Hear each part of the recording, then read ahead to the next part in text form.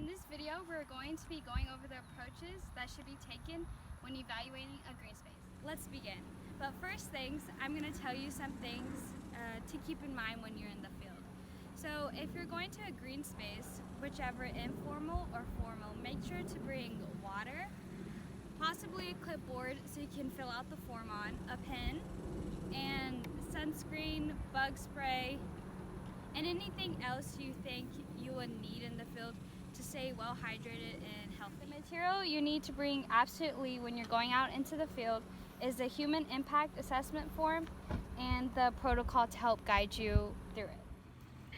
So now you're going to start off the form by filling out the basic information such as the date, your name and ID number, the location and GPS coordinates, and the time you are starting, which is for me 5:30. Next, you're going to begin with the Green Space Quality Index section on the first page.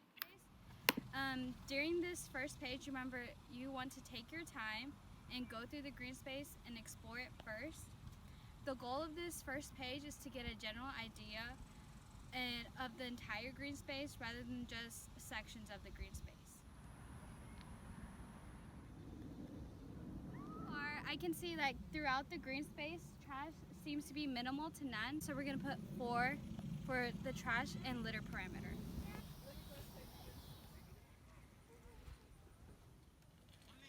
So looking at the small bodies of water within the green space, there is some evidence of erosion such as exposed roots and soil. So we're going to give erosion as a score of 2 for the green space. Okay, so there appears to be some evidence of soil compaction throughout the park, but overall there is some fraying in the grass, but overall the green space seems to be very healthy. So we're going to give soil compaction a score of 3. Finishing the Green Space Quality Index, we are now moving on to the Trail Quality Index. Since the Trail Quality Index is for unpaved trails, and throughout the park we only have paved trails, we're going to put an X for the Trail Quality Index class. Next, we're moving on to the Amenities and Facilities Index. We are now going to begin the index by scoring the paving and roads. So there's some paved roads in front of the park. They appear relatively in decent condition but are relatively old, so we're going to give this a score of 4 under paving and roads for the park.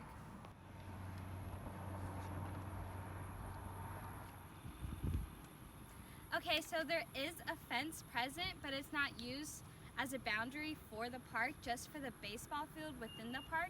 So we're going to put an X for boundary and fence conditions for the park.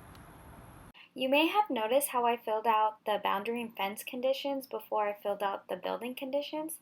I did this because I was closer to the boundary and fence than I was to the central pavilion at the time. So it is okay to skip around on the form as long as you fill out everything, and just to keep that in mind. We have one building, and it's the Valley Creek Central Pavilion. It appears to be in semi-decent shape, but the structure could use some cleaning and minor repairs. So we're going to give it a score of 3 under building conditions and then put the number of buildings as 1.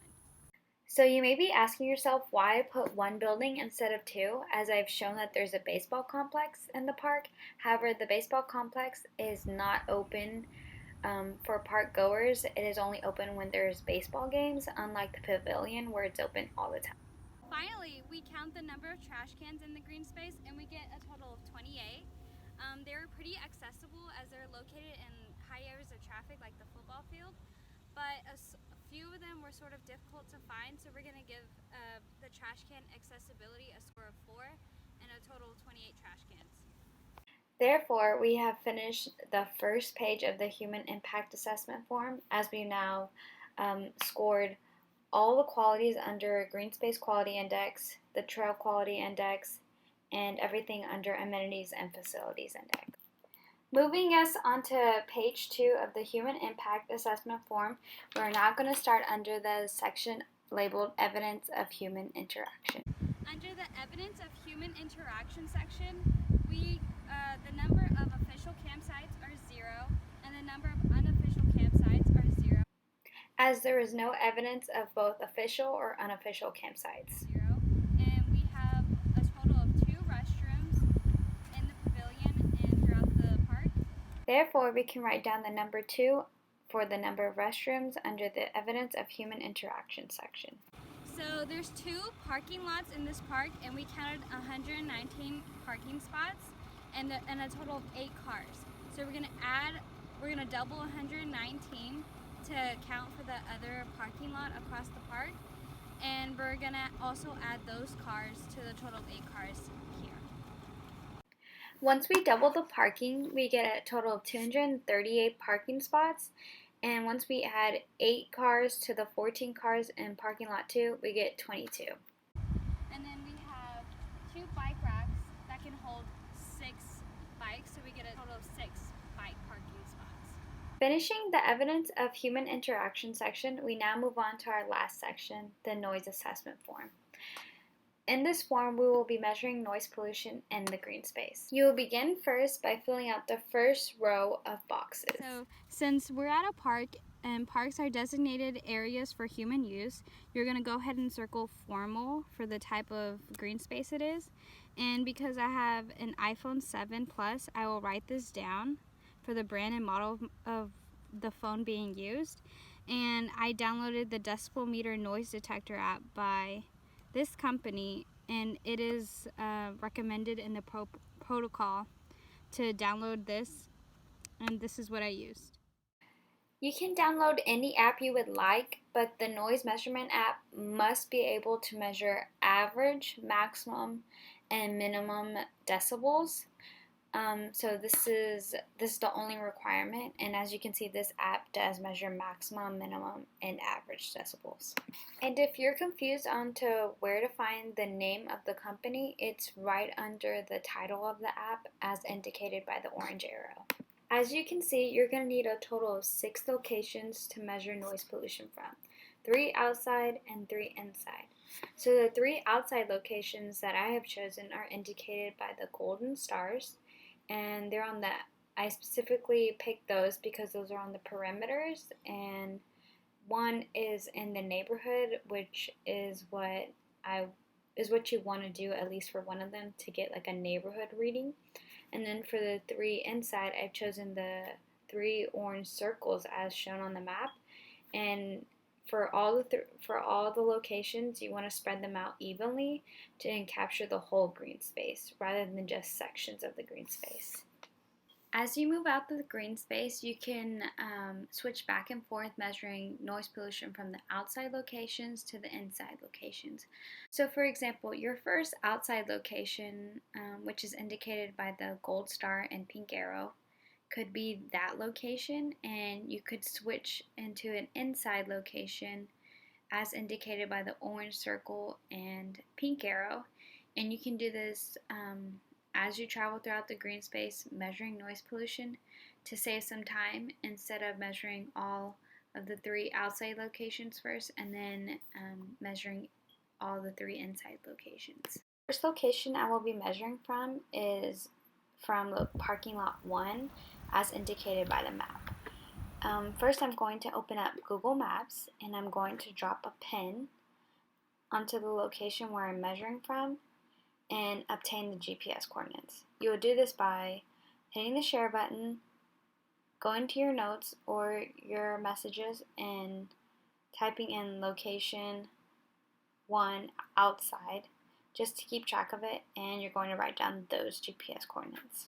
You're going to hit save as you're going to need to access these locations later on as you will submit the Google coordinate link and the actual coordinates onto the Google form. After writing down the GPS coordinates, you're going to write down the location description as well. So since I was in parking lot 1, I will write that down. Okay, so you're going to open your noise measurement app and you're going to turn your phone over and hold it on the sides to not block the microphones measuring the noise. And before you measure or hit start on the noise application, make sure to stop all conversations and stop walking and hit start and let it run for 2 minutes. After it has been 2 minutes, write down the average, maximum, and minimum decibels measured. In which I measured an average of 34 decibels, a maximum of 52 decibels, and a minimum of 7 decibels. You are now going to write down the primary and secondary noise source for the outside location. So the primary noise source is the loudest noise source, and the secondary noise source is the second loudest factor. The prominent noise source, since we're in location 1 and it's in the parking lot, the prominent noise source that we're going to hear mostly are cars. And then the second loudest noise source we're going to hear is just like birds chirping, grasshoppers, stuff like that. Therefore, you should get something as this for your first location and descriptions such as cars and birds chirping as your primary or secondary noise source. You are then going to walk to your first location within the green space or location 4 as indicated on the paper. So this is location 4, or you could say location 1 within the green space. So first what you're going to do is take GPS coordinates of the green space. This is the format you want to put your GPS coordinates in. And then you're going to write down the location description for your location you chose within the green space. So since I chose this location, I would say that this is in the middle of a field. You are then going to open your noise measurement app, turning your phone where the microphone is facing outwards and gripping the sides of the phone, making sure not to block the microphone, and pressing start and letting it run for 2 minutes to measure the noise pollution in the inside green space location, in which I got an average of 29 decibels, a maximum of 40 decibels, and a minimum of 10 decibels for location 4 within the green space.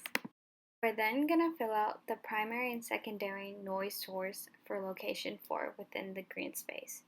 You will continue to make remarks on the primary and secondary noise source as you travel within the green space to locations 5 and 6.